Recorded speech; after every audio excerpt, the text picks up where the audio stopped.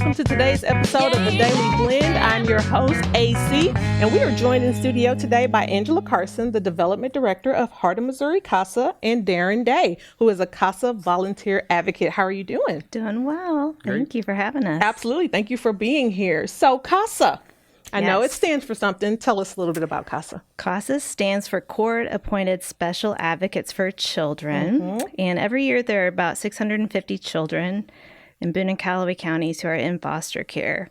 So we recruit and train community volunteers from all walks of life to advocate for them. And what does advocate for them mean? That means you are their constant. You're kind of a relational anchor for them. So many people change in their lives during their time in foster care. Yeah.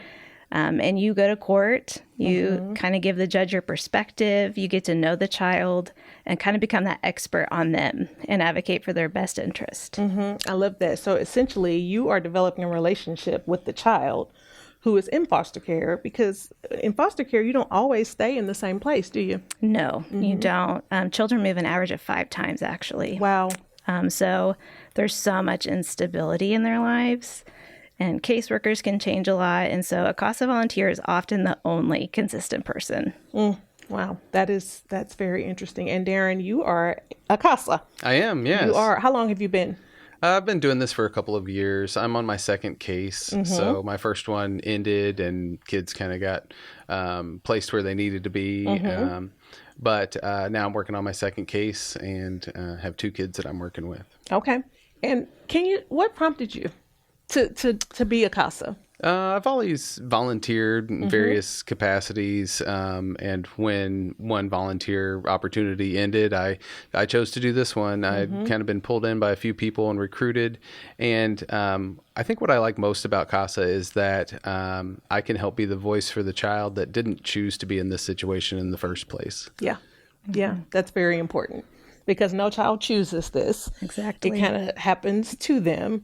And so I imagine having that constant is very, very important. It is very important. Because I've sat through some of your informational training and heard a lot and have heard stories of people where that CASA was their only stability, like throughout their whole time in foster care. Yeah, especially for teenagers. Actually, there are lots of teenagers who end up in residential facilities and have no family. And so we have some right now who their CASA volunteer is the only person who's showing up on their birthday, bringing them things at Christmas, and just being an adult in their life who's not paid to be there, but someone who just cares about them and shows up. And that instills hope for them. Yeah, it does. It does. And we do better when we have hope, don't we? Yep, we sure do. Yeah, we do. And so you learn about the case, correct? It's not just showing up on birthdays, but you actually learn about the case, correct?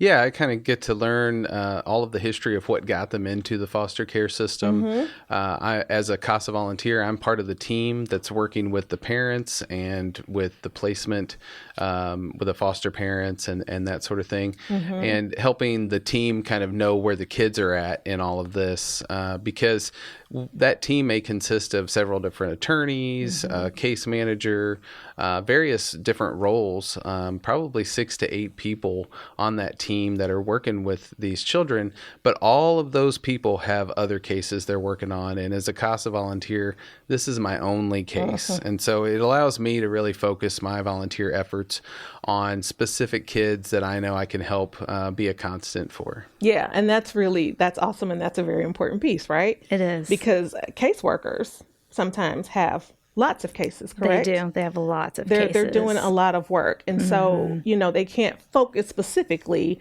necessarily on one particular kid. But as the CASA, you know that kid. You know where that kid is, where they've been. You have a relationship with them. So you know kind of how they're feeling about certain things. And you are there to advocate for them, because the kid is not in those meetings. Right. Yeah. I like that. Yeah. That's great. That's great. And so on average, like, how many CASAs do you need? Do you need more? We need more all the time. Okay. In fact, we need about 200 more right now to serve all of the kids in foster care. Yeah. So we're serving about 60 to 65% of children right now. Okay. And 90% of our volunteer base is female, which we love every woman who shows up and steps up. But we need more Darrens. We need more men to step up and volunteer for young men. I was at CASA before I worked for CASA, just as a volunteer, and I had a teenage boy. And I knew I couldn't meet him where he was the way a man could. And I wished that he could have had that. Yeah. But I was there for him. But there's just something specific that a man can give to a young man in foster care that females often can't do. Yeah, that is absolute. 100%. I agree with that. And I know you guys are a nonprofit. Yes. So you have money to raise. We do. And you have an event coming up, correct? Okay, tell us about it. Yeah, so we started this last year, Cocktails for CASA down at Pierpont. It was a lot of fun. Yeah. And after that event, everybody said, so we're doing this again next year, aren't we? And I said, absolutely, let's do it. So we will be doing that on October 10th from 4 to 8. We will be having live music. We'll also have some raffle prizes. If you've been to Pierpont recently, they have a whole new outdoor bar area, and they'll be doing food there. So it'll be a little more efficient than it was last year, but Pierpont's been awesome to let us be celebrity bartenders and come down there and invite our friends. So it's going to be a lot of fun. Want to just kind of get the word out and get more men that might want to show up and learn more about CASA. That's amazing. And so your website is www.homcasa.org. And we will have information about the event up really soon. Okay. So check it out. It's free to attend. We hope to see you there. Okay. Well, listen, I'm going to put it on my calendar. Good. Because anything that you guys do, I want to support. And Pierpont is an amazing place to hang out. Thank It really you. is. So thank you guys for the work you're doing. And thank you for being here. Thank you. Thanks for having us.